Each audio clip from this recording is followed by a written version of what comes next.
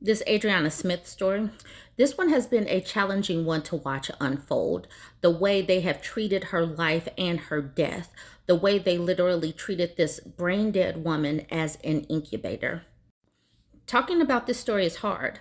It's triggering. It's triggering for me to have to talk about this, especially as a black woman, knowing the history of black bodies in this country, of the sexism and racism in the medical community, and the reason why this woman is dead. But like Kristen said, just a note on the horrific story of Adriana Smith. The surgical teams had to remove the baby because she was beginning to decay. Because this is not a loving story like she was going to wake up. She was brain dead and her body has started to decompose. She continues with, "You effing monsters. Her death back in February was not enough, you ghouls. Now you have a 29-ounce struggling, tortured baby in the NICU. They kept her alive long enough to see how big the baby could get before they had to cut her out." The people that are using terms like she gave birth and they delivered a baby, they are sanitizing what happened, because she did not deliver a baby. She did not give birth, because this woman died back in February. I hate that they kept using this picture of this woman as they talked about her in the news when the news first broke, because it was meant to draw a connection that she was a pregnant woman, which she was, but this was her pregnancy with her first child. She was 2 months pregnant when she died. She wouldn't have looked like this. But this is to put a picture in your brain of what a pregnant woman could look like, so that maybe it would soften people's heart to the fact that why they are keeping her alive. No, I'm sorry, why they are keeping her on life support, because she was brain dead. All right, this article from the Washington Post. Brain dead woman taken off life support after delivering baby. Brain dead people, deceased women do not deliver babies. Deceased women do not give birth. The baby was taken out of her, and now the incubator can die, is basically what happened. They said, "Cool, your time has been served. We can, pull the plug now," is basically what happened. All right, it says Adriana Smith's family has said that doctors told them Georgia's strict abortion law required them to maintain life support for months until the baby was born. I'm going to do some of this article, not the whole thing. All right, it says the baby, a boy, weighed 1 pound 13 ounces. The woman's mother said. The family named him Chance. His mother, Adriana Smith, 31, was declared brain dead in February when she was about 9 weeks pregnant. Doctors told her family that maintaining life support was their only option because Georgia abandons termination after fetal cardiac activity can be detected around 6 weeks. The Atlanta-based station 11 Alive reported. On Tuesday, Smith was taken off life support, according to the family, and it was on her birthday. This was the part of the Washington Post article that I wanted to get to and hone in on. Smith first went to a hospital seeking treatment for headaches, according to 11 Alive, which first reported the story. She was given medication and released. By the end of the next day, Smith was declared brain dead, according to her family. A CT scan completed at another hospital has shown blood clots in her brain, but doctors weren't able to save her, according to 11 Alive. Smith's family said keeping her on life support was the only option they were given. Newkirk said in May, when Smith was around 21 weeks of pregnancy, that the plan was to keep her daughter on life support until she reached 32 weeks. Since then, Smith has been kept on a ventilator at an Emory hospital where she had worked as a nurse, a fact that Newkirk says she wanted others to know. The same field that she worked in is the same people who failed her. Friday's delivery was a few weeks earlier than doctors planned to deliver the baby, according to Newkirk. It's unclear why the emergency C-section was performed. I wanted to hone in on the fact that this was a nurse, and she went to the hospital for a headache, and the next day she was dead because they sent her home with some pain meds, and that's it. They didn't do a CT scan. They didn't do any other tests. They basically just sent her home with some Tylenol or some aspirin or something. And the reason why they do that is because the medical community is built in with racism and sexism. Black bodies, black women are not listened to. And this is an ongoing issue that harms black women. Our maternal mortality rate is 2 to 3 times other women because this country is built on sexism and racism, and black women are not listened to. From the very beginning, when J. Marion Sims was using black women, enslaved women's bodies to perform experiments on so that then he could perfect it and then go use it on the white women without anesthesia. Our bodies have been used for experimentation since the days of slavery because they could, and they're still doing it to this day.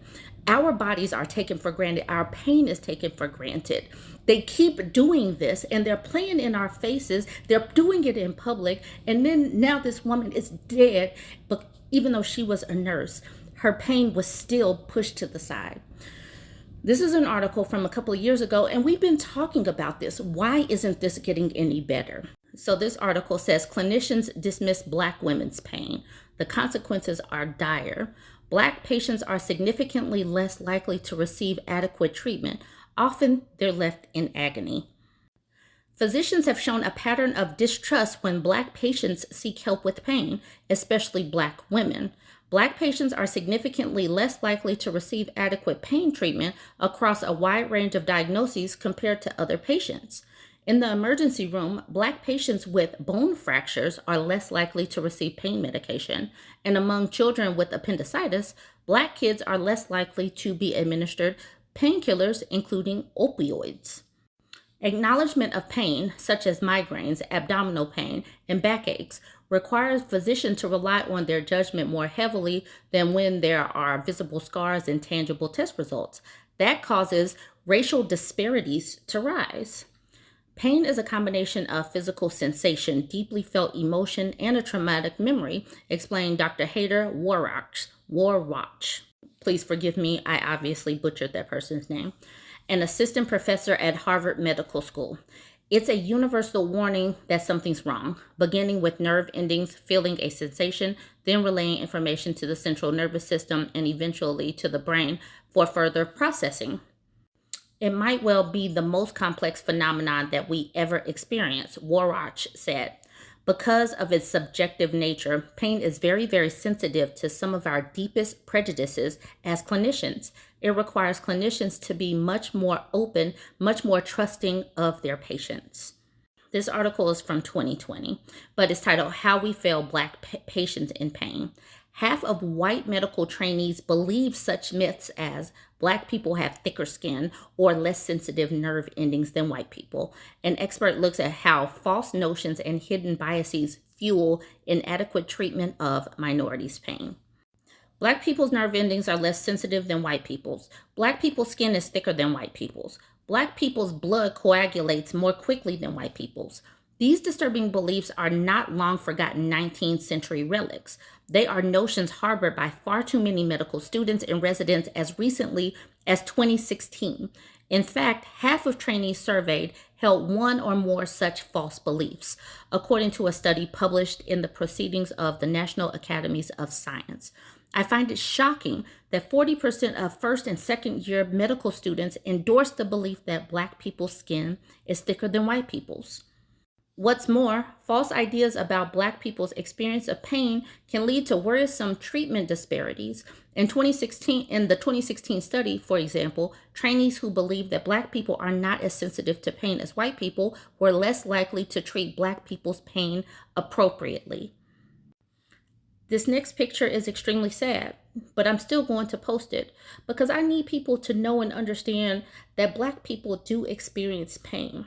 Black women experience pain, and we deserve to have our needs met with the medical communities because having sent this woman home means that this little boy was in pain, seeing his mother in pain and basically dead for the last few weeks, going to the hospital, not understanding that his mother just wasn't going to wake up.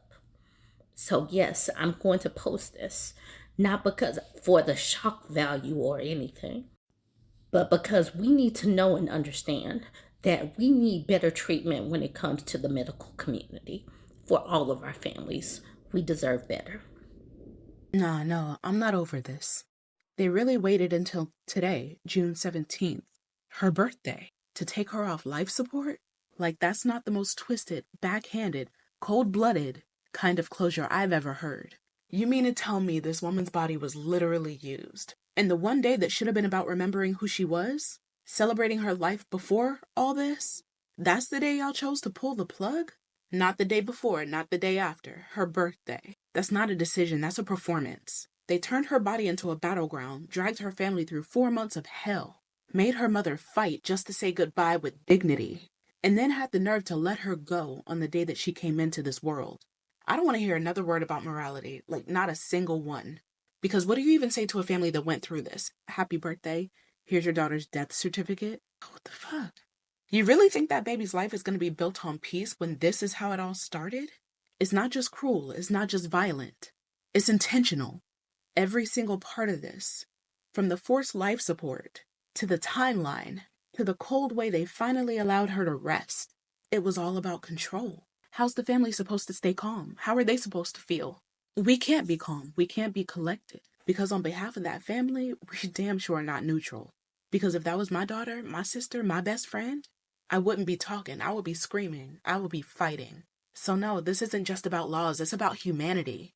They stripped her of it, right down to her very last breath, on her birthday. On her fucking birthday.